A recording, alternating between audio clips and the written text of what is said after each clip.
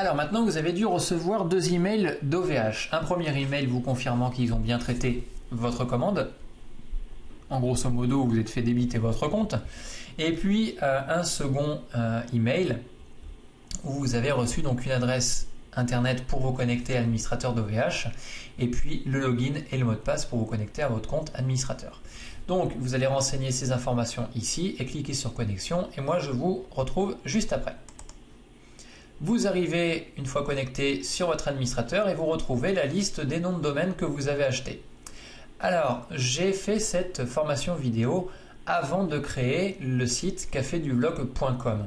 Donc ça veut dire que au jour où je fais la vidéo, sur le site cafédublog.com, nous avons une page de site en construction. Donc c'est une page qui est proposée par OVH par défaut. Tant que vous n'avez rien sur votre site, il vous propose cette page par défaut. Donc nous, ce qu'on va faire, eh bien, on va remplacer cette sublime page par notre sublime blog WordPress. On va cliquer sur le nom de domaine. Donc vous, si c'est votre premier nom de domaine, vous n'aurez dans cette liste-là qu'un seul nom de domaine. On va cliquer sur Café du blog pour aller installer notre site. On clique sur hébergement et dans hébergement, nous allons chercher une icône qui s'appelle gestion des modules. Dans gestion des modules, eh bien, on n'a pas d'autre choix que de ajouter un module.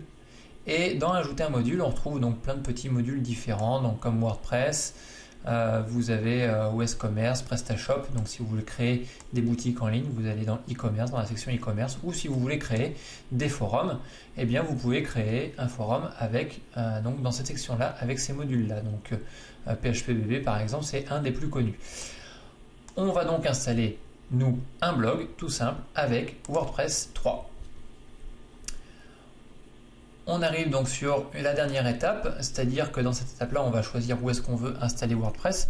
Du fait que nous venons d'acheter notre nom de domaine, nous venons d'acheter notre hébergement, on va installer WordPress à la racine. Si vous aviez déjà un site chez OVH et que vous avez par exemple déjà un forum d'installer sur ce site-là, dans ces cas-là, OVH vous donne la possibilité de installer donc votre blog WordPress sur l'URL suivi d'un nom de dossier. Dans le cas présent, ils mettent WordPress 3, mais vous pouvez très bien écrire blog, par exemple.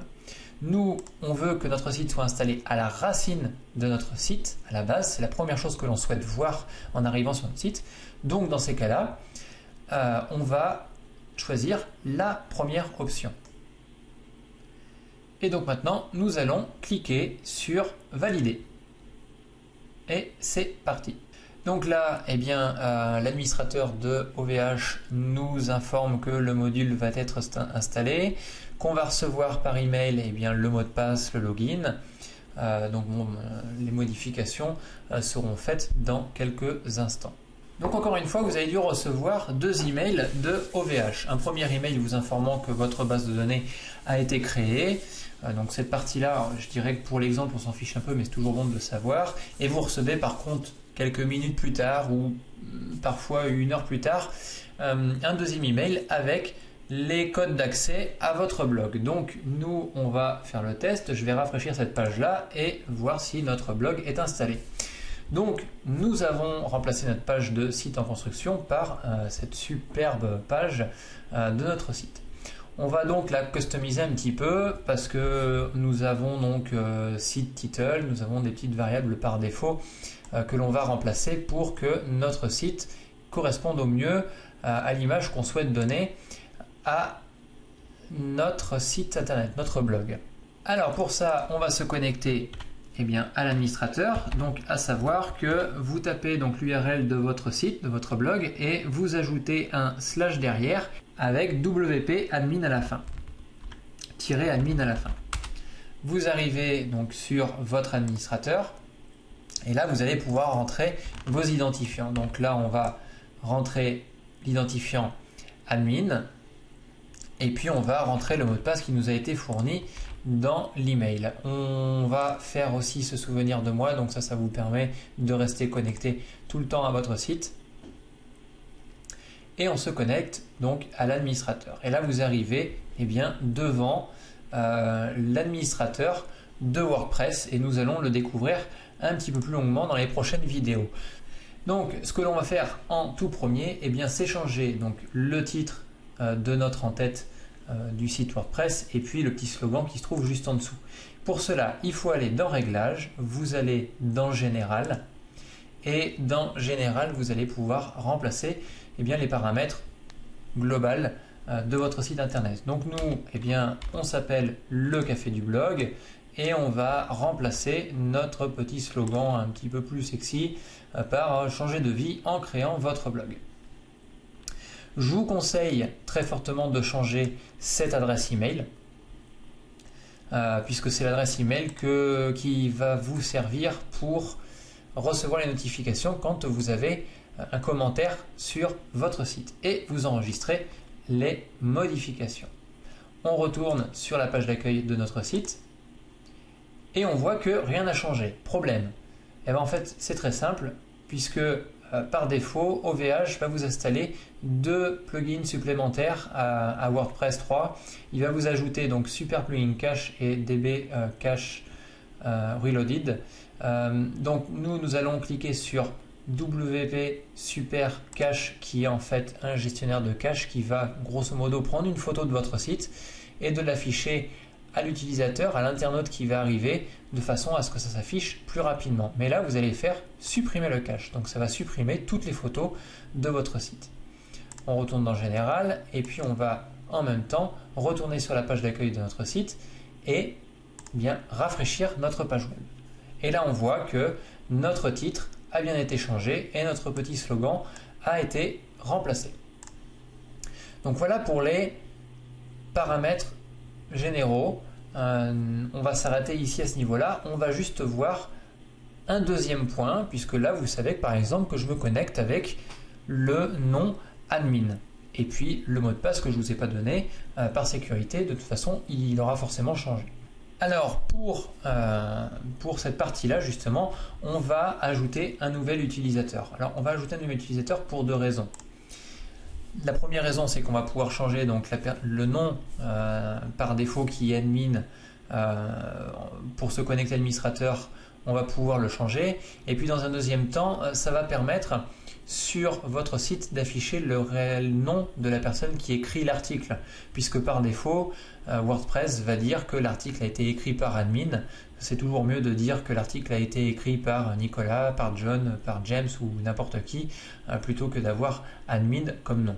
Donc nous, on va simplement rajouter un utilisateur et c'est ce nouvel utilisateur qui va écrire l'article. Donc on clique sur Ajouter et dans Ajouter, eh bien, vous ajoutez le nom de la personne, donc c'est le nom de la personne qui va se connecter à l'administrateur, son adresse email, un prénom et un nom c'est optionnel, et puis donc après le mot de passe de la personne, et puis éventuellement si elle a un site web, parce que si c'est quelqu'un d'autre que vous qui écrivez sur votre blog, vous pouvez très bien, elle peut très bien décider de mettre un lien vers son site web sur un autre site web. Donc on va ajouter un identifiant, donc on va l'appeler Nicolas. L'adresse email, ça va être contact@café-du-blog.com. Le nom et le prénom, on s'en fiche. Le site web, on n'en a pas. Le mot de passe, on va en ajouter un. Et puis, donc on ne va pas décider d'envoyer le mot de passe. Par contre, une étape très importante, puisque c'est vous qui allez être l'administrateur du site dans ce cas-là, vous allez comprendre pourquoi, on va se mettre en tant qu'administrateur. Et on fait ajouter un nouvel utilisateur. Vous retournez en fait sur la liste où il y a tous les utilisateurs du site, et là vous voyez que nous avons ajouté Nicolas comme administrateur. Ce qu'on va faire maintenant, eh bien, c'est supprimer admin. Comme ça, plus personne ne saura que c'est vous, l'administrateur. Pour ça, eh bien, vous vous déconnectez. Vous vous reconnectez à l'administrateur en utilisant votre nouvel identifiant, votre nouveau mot de passe. On décide de se souvenir de moi. On se connecte. Et là, on retourne donc sur administrateur, on retourne dans utilisateur, tous les utilisateurs, et vous allez tout simplement supprimer admin. Donc là, il va vous poser une question, en fait, c'est de savoir si tous les postes qui étaient attachés avec l'identifiant admin, soit vous les supprimez, soit vous les attachez à Nicolas. Donc ce qui est quand même bien si vous avez déjà écrit des articles et que vous voulez faire cette étape-là bien longtemps après avoir installé WordPress. Donc dans le cas présent, on va décider d'attribuer tous les articles, même s'il n'y en a qu'un puisqu'on vient juste d'installer notre site, mais on va décider d'attribuer tous les articles à Nicolas et on confirme la suppression. Et admin n'existe plus maintenant, c'est Nicolas qui est administrateur du site. Et donc maintenant on va voir une dernière étape, c'est comment customiser l'apparence de votre site, puisque l'apparence actuelle ne vous convient peut-être pas, donc on va découvrir comment il faut faire. Alors c'est très simple, vous retournez dans l'administrateur et vous allez aller dans l'apparence. Donc c'est vrai que WordPress, pour ça il est assez intuitif puisque les mots parlent d'eux-mêmes. Vous allez dans apparence, vous allez dans thème puisque vous voulez changer la thématique de votre blog et vous avez donc par défaut deux thèmes qui sont installés sur WordPress. Donc le premier qu'on utilise c'est 2012 et puis vous en avez un autre qui est un petit peu différent. Donc vous avez la possibilité de gérer vos thèmes qui sont déjà installés sur votre site internet, chez votre hébergeur, et vous avez la possibilité d'installer des nouveaux thèmes. Donc vous voyez qu'on peut donc choisir le type de thème qu'on veut. Par exemple, on estime que notre site devra avoir des couleurs noires, et puis pour l'instant on va s'arrêter ici.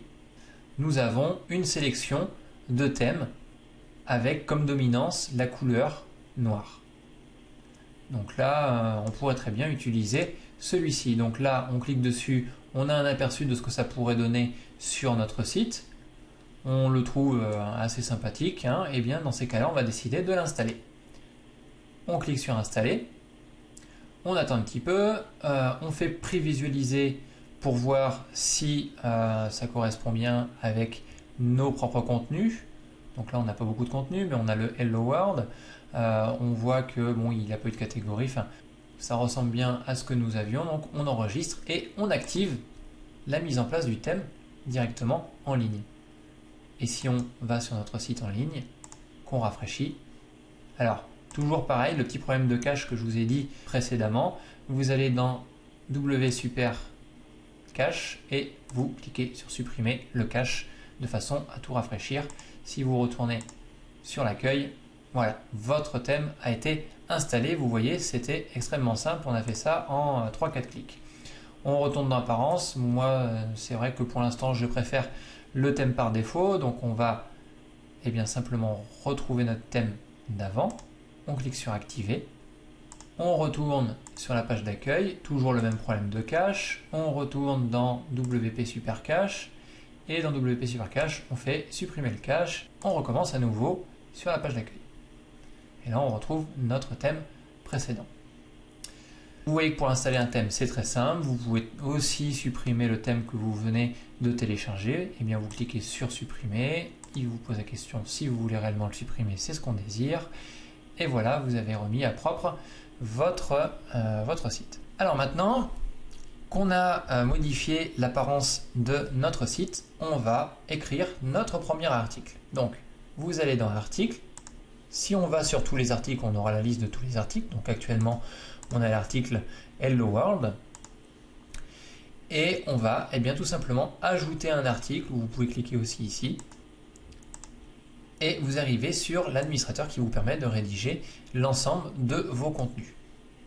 Alors, on va écrire un titre. Donc on va appeler ça mon premier article. On va mettre du contenu, donc là je fais un petit copier-coller et on décide donc soit d'enregistrer en tant que brouillon, donc ça veut dire que vous allez l'enregistrer et retravailler votre article plus tard mais il ne sera pas visible en ligne. Vous pouvez choisir de faire aperçu, donc si vous cliquez sur aperçu ça va ouvrir une nouvelle page et vous aurez l'aperçu de votre article directement sur votre site. Encore une fois, si vous faites aperçu, et que vous n'avez pas cliqué, enfin que vous n'avez pas décidé de publier l'article, personne ne le voit, vous êtes le seul à le voir. Et vous avez donc publié qui permet